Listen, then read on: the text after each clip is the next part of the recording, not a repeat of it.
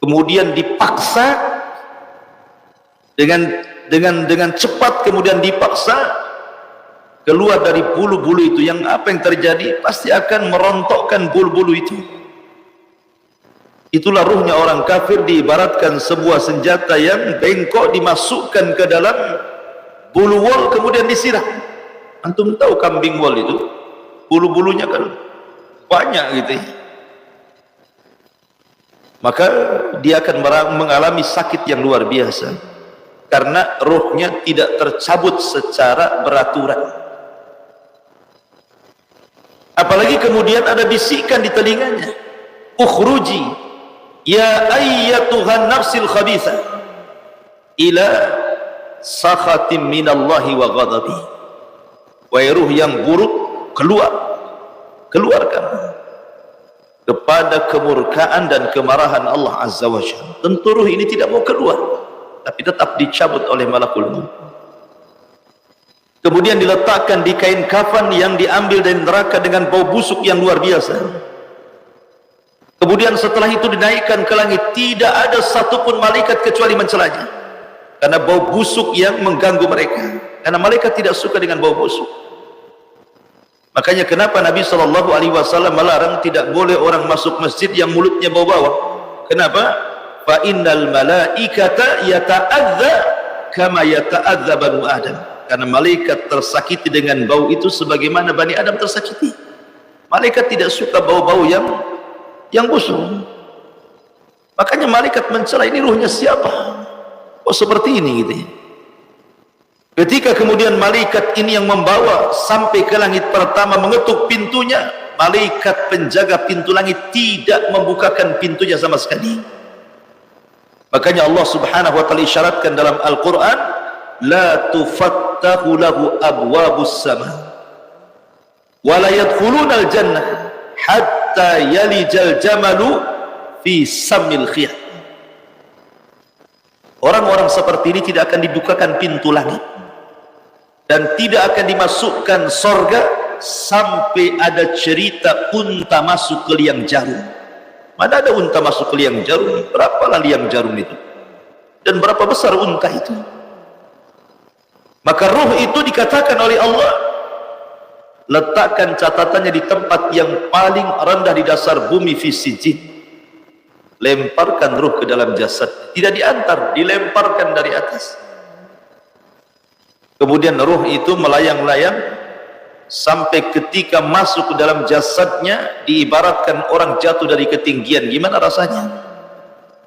Orang jatuh dari ketinggian, jangan lagi cerita dari langit. Dari masjid ini 5 meter saja antum terjun payung ke sini, itu bisa merasakan tuh sakitnya seperti apa. Di saat itu terjadi himpitan kubur, datang 2 malaikat Munkar dan Nakir mengejutkan dirinya, kemudian membentaknya, man rabbuka wa man nabiyyuka wa ma dinuka. Karena dia tidak paham jawabannya, dia hanya mengatakan ha ha la adri aqulu kama qala an-nas wa fa'altu kama fa'alan nas. Aku tidak tahu, aku hanya mengatakan yang didengar manusia mengucapkannya, ataupun aku melakukan apa yang aku lihat manusia melakukannya. Maka malaikat akan memukul-mukul dengan gadanya, yang kalau gada itu diletakkan di gunung Uhud, kata Rasul, hancur gunung Uhud itu dengan sekali pukulan. Akhirnya kemudian Allah Subhanahu wa taala berteriak dari langit dan mengatakan, "An-kadzaba 'abdi, hambaku telah berdusta." Sempitkan kuburannya.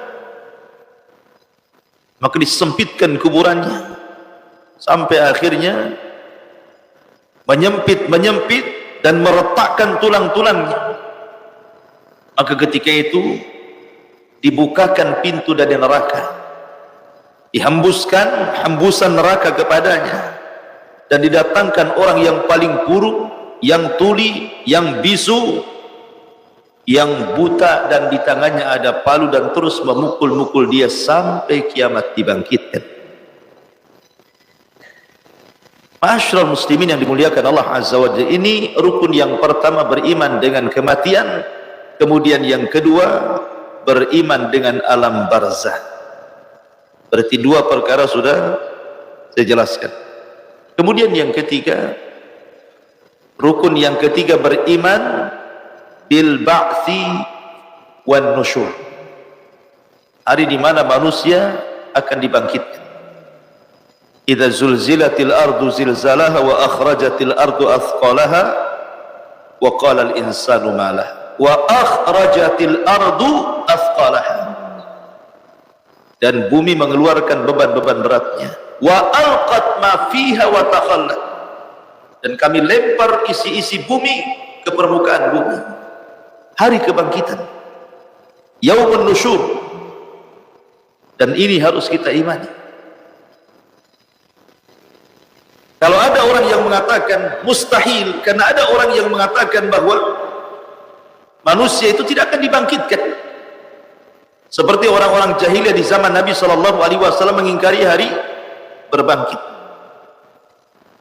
Kalau antum pernah membaca satu kisah di dalam Al-Quran, ada namanya kisah Ashab Al-Jannataini, kisah pemilik dua kebun, dan itu disebutkan dalam surah Al-Kahfi,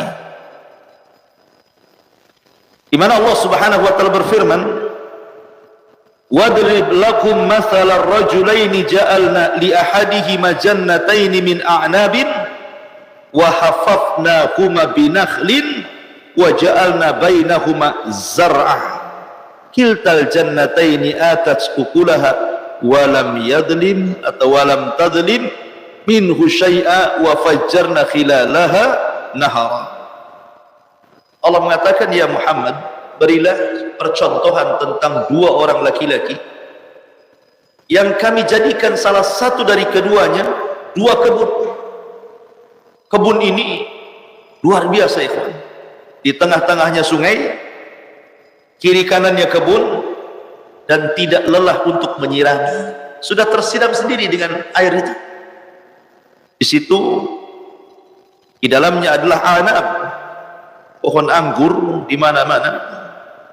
Kemudian pagarnya itu pohon kurma melingkar. Belum lagi di samping-samping air itu tanaman-tanaman yang bermanfaat. Pokoknya isi kebun itu semua menghasilkan, tidak ada yang tidak menghasilkan. Anehnya tidak ada musimnya, panen terus. Apa enggak nikmat seperti ini coba? Antum punya kebun duren, harus nunggu setahun sekali, nunggu musim duren. Ya kalau gagal, kalau berhasil alhamdulillah. Ini kebun tidak ada musimnya, masih dipanen terus. Makanya Allah mengatakan atas ukulaha walam tadli minhu syai'a. Jadi terus diambil dan Allah tidak menzalimi sedikit pun dengan dia.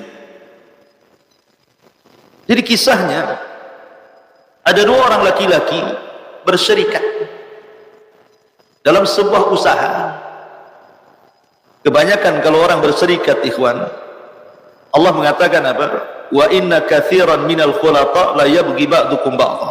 Kebanyakan orang berserikat dalam usaha itu pasti ada yang mendolimi salah satunya. Kebanyakan. Makanya ada orang usaha tidak mau berserikat itu. Takut apa? Takut ada kezaliman. Karena umumnya kalau sudah bersyirikat, Allah sendiri yang mengatakan wa inna katsiran minal khulata. Kebanyakan orang-orang kalau sudah bersyirikat itu la yabghi ba'dukum ba'dha, pasti akan mendolimi satu dengan yang lainnya. Dan itu kita bisa saksikan di masyarakat. Ada usaha 2-3 orang, kemudian yang satunya bermasalah, tengkar. Kan itu ya. Ada yang uangnya dibawa lari, ada yang hasilnya lebih banyak dibandingkan yang lainnya, macam-macam.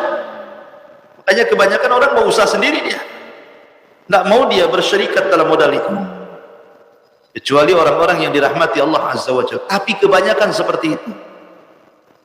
Lah ada kisahnya, dua orang yang bersyirikat ini akhirnya kemudian memutuskan karena bermasalah, ingin dikembalikan modalnya masing-masing.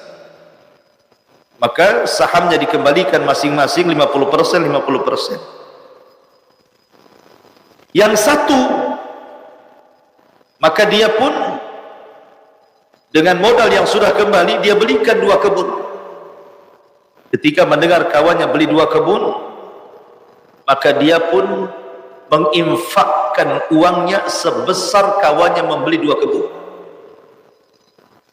Kemudian kawannya membeli lagi budak-budak untuk dipekerjakan di kebunnya, maka yang satunya mengeluarkan uang sebesar dia membeli budak, dia infakkan di jalan Allah. Kemudian yang satunya membeli